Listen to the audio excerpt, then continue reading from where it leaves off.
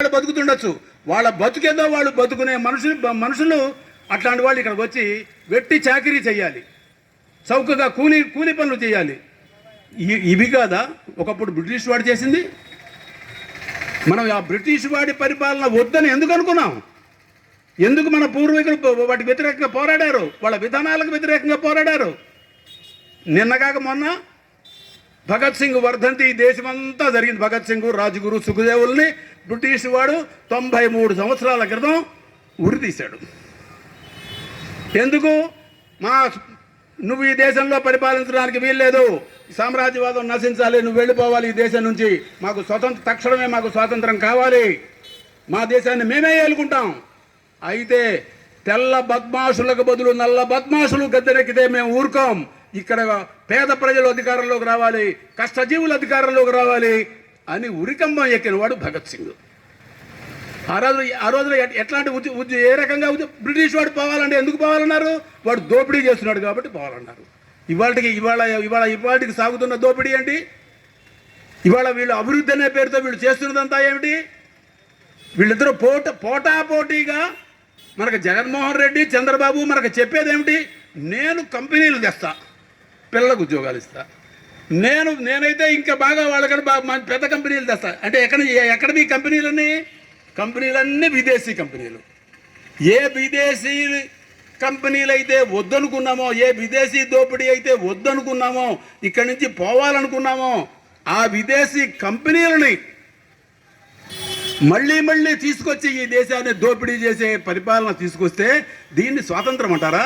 దీనికోసమేనా ఆ రోజున లక్షలాది మంది అమరులు త్యాగాలు చేసింది, జైళ్ల పాలైంది, ఉరి శిక్షలు ఎక్కింది, ఉరి కంబాలు ఎక్కింది, ఎన్ని పోరాటాలు చేశారు? మళ్ళీ ఇవాళ ఇందాక మనకు చెప్తున్నారు భూమి సమస్య మళ్ళీ ఎక్కడికి వచ్చిందంటే అదే రకంగా రూపంలో ఉండదు.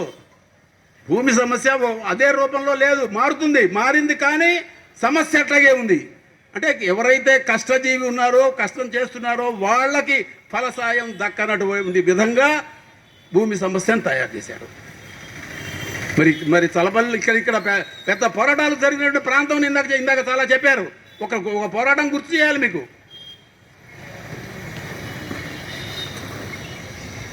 మంగళాపురంలో 1942లో ఇక మనం ఎవరం పుట్ల అంటే దాదాపు అది 82 సంవత్సరాల క్రితం సంగతి. అది మంగళాపురంలో అప్పుడు వాళ్ళని ముత్తరాసులు అనేవాళ్ళు ఇప్పుడు ముదిరాజులు అంటున్నారు. వాళ్ళు చేసుకునే భూమి నాది అన్నాడు చల్లపల్లి జమీందారు. వాళ్ళేం చేయలేకపోతున్నారు. వాళ్ళని నిలబడమని కమ్యూనిస్ట్ పార్టీ చెప్పింది. మీ పక్షాన మేము కూడా ఉంటామన్నారు.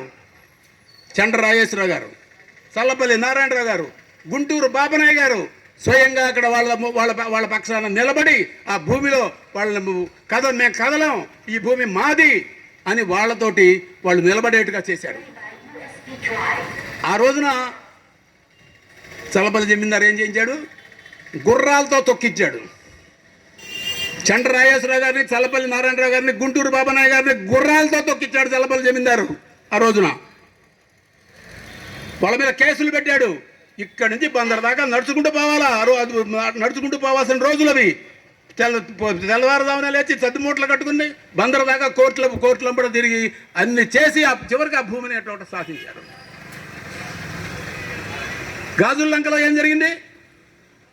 మనకి ఇక్కడ ఒక పెద్ద సామెత, చల్లపల్లి అనగానే ఒక సామెత గుర్తొస్తుంటుంది. ఏమిటది? మునిగిన లంక ఏటిపాలు, తేలిన లంక కోటపాలు. అదొక సామెత ఉంది. ఇప్పుడు నిజంగా అంతకంటే ఘోరమైనటువంటి పరిస్థితి, అంటే మునిగిన లంక ఏటిపాలు, తేలిన లంక కోటపాలు కంటే ఘోరమైన పరిస్థితి ఇప్పుడు ఈ కొత్తగా చేసినటువంటి వ్యవసాయ చట్టం వల్ల రాబోతోంది. అసలు అది మునిగిందో తేలిందో కూడా మనకు తెలియదు. అది ఎవరి పేరున ఈ భూమి మారిందో మనకు తెలియదు. మనకు తెలియకుండా ఒక 2 సంవత్సరాల పాటు ఆ భూమి మన పేరునే ఉంటుంది. భూమి మనం సాగు చేసుకుంటుంటాం, లేదా మనం ఎక్కడో ఉంటుంటాం. కానీ మనకు తెలియకుండా ఎవడి చేతుల్లో 2 సంవత్సరాలు ఎవడి దగ్గర ఉందంటే పోయినట్టే. మన దగ్గర మనకేం సంబంధం లేదు. మనం ఏ కోర్టులు దిక్కు లేదు. అట్లాంటి చట్టాలు తీసుకొచ్చి పెట్టారు. రేపు అంటే మొత్తం ఈ భూమి సమస్య అంటే ఒకనాటి భూమి సమస్య అప్పుడు ప్రత్యక్షంగా కనిపించేది, ఇప్పుడు కనపడకుండా మన మీద ఒక భయంకరమైనటువంటి చట్టబద్ధమైనటువంటి గెంటివేత, చట్టబద్ధంగా మనల్ని భూముల నుంచి బయటకు గెంటి వేసేటటువంటి చట్టాలు తీసుకొస్తున్నారు. అంటే మనకి